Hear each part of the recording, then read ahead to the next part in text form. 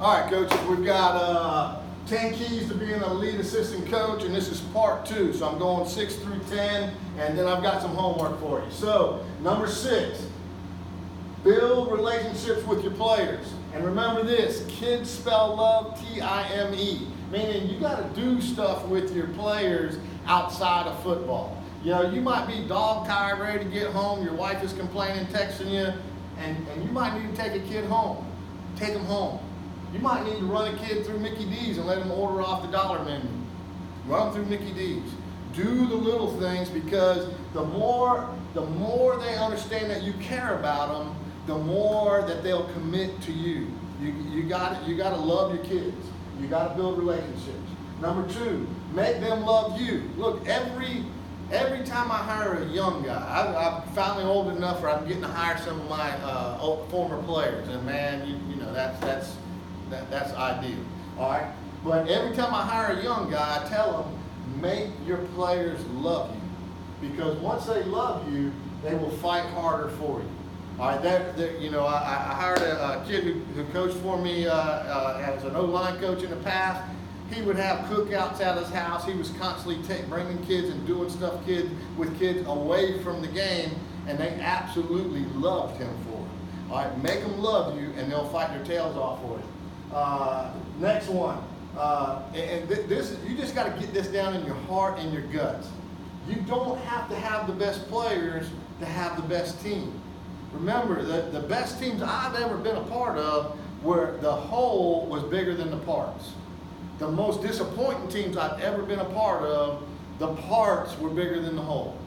So when you got a team that the whole is bigger than the parts, that means you're unified, you gelled, you built relationships, you're doing the little things right, and you are overachieving. When you got a team that the parts are bigger than the whole, you might have 3 or 4 that are going to play college ball, but you got selfishness, and you got cliques, and you got people worried about what's happening next year instead of what's happening right now, and invariably you're underperformed. That's a team that underperforms. So remember, you don't have to have the best players to have the best team.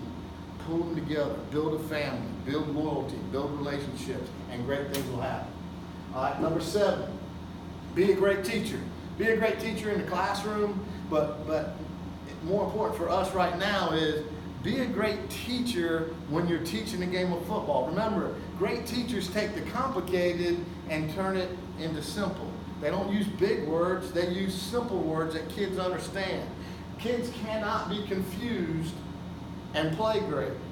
How many times I've seen before where not only the kids were confused, but the other coaches were confused. You know, if you got confusion on your team, then the teaching part is not getting done. And again, you're going to take great players and turn them into average players because people are confused out there. All right? Practice, figure out, come up with different ways to teach better. Practice your presentation. I used to make my assistant coaches create a PowerPoint for the first day in the summer so they could go through everything with their kids, and I'd make them practice it, because the more they practice it, the better they got with it. But come up with different ways to be a great teacher. Make it simple. Simple is better. I always say teach it like you're teaching 6-year-olds or 6th graders is what I really say. All right. Number 8. This is just what I think is common sense, but it fit into the staff. It's a big deal. Number 1, be a good guy. Number 2, build relationships. Well, I've never been on a staff that I didn't come away with at least one lifetime friend. And probably the best staff I ever was on, and all of us were good friends. We enjoyed being around each other. We'd go out together just to spend more time together because we liked each other. And that made work fun. It wasn't work, it was fun. 3rd one, find your niche. You know, there's things, especially on game day, there's things that got to get done. Find one thing that needs to get done and do it every game day. You know, find your spot, your thing that you can handle. If you're a computer guy, handle the computer stuff. If you're an organizer, handle the equipment room. Find your niche, something you're good at, and then do it every time. Don't do it just one Friday and don't do it the next Friday. Do it every single Friday. And that's Monday through Thursday also. All right. Next one, put in the time. Look, there's no getting around it. It's a time-intensive job. So put in the time. Put in the time on video. Don't make crap up. Put in the time. Study. Figure out what's going on in there. Especially, put in the time. If you're a system, learn the system. Put in the time so that people respect you when you talk. And especially on a system team, if you can't speak the terminology, then people don't think you understand what's going on out there, and they're not going to pay attention to what you say. Put in the time in the office. Hey, don't be the first guy out the door. Put in your time in there. Build relationships. Spend time in there, even if it's just BSing after practice. Get in there and spend the time. Put in your time in your locker room. It goes back to spending time with kids, but hey, especially if you chew someone's butt, if you coach hard and you chew someone's butt during practice, make sure you get in that locker room and pat that guy up and let him know you love him after practice. Build those relationships back up. And then don't be that guy. I think every staff has that guy that wants to be the first one out, tries to run people over, trying to get out the door and get in his car and be gone. Don't be that guy. Put in the time. Put in the time. If you want to be elite, you got to put in the time. Remember, we tell kids all the time, greatness will not chase you down and jump on you. You have to chase greatness down and jump on in. Well, the same thing. If you want to be elite, these are just some of the things you got to do. You don't have to do them, but eliteness ain't going to chase you down and jump on you. You've got to chase it down. All right, next one. Last two, I think, are the most important too. Let me go back. Listening to a podcast with Nick Saban yesterday, he said the number one job for assistant coaches is to build relationships with their players. Mean old Nick Saban said that is the key to being a great assistant coach. So that probably means something. All right, number 9. And this is a big one to me, especially when you're hiring young guys, is to get them to understand this. Your job is to be a father, not a buddy. Think about how weird that is. A 17-year-old kid, he don't need a 24 to 54-year-old guy as a buddy. He's got lots of buddies. He needs a father figure. He needs someone who's going to tell him what's right and what's wrong. Someone who's going to care about him and care about him enough to get on him and make sure he's doing things right. And someone who's going to take the time to go through teachable moments, whether it was something they did good or something they did bad, to take the time and talk about what that means and how that's going to impact them. Last one, number 10, and this is the one that gets me the most, is remember, your number one job. Nick says that's your number one job. I said your number one job is to build men. Your number one job is to build men. And here's 3 things. Number 1, remember, no one in the building, no one in the community has more impact and more influence on young men than you. And if we don't teach them how to be men, who is? Who in your community that they actually want to hear and listen to is teaching them how to be a good man? It's up to us. And if we don't do it, it's not going to get done.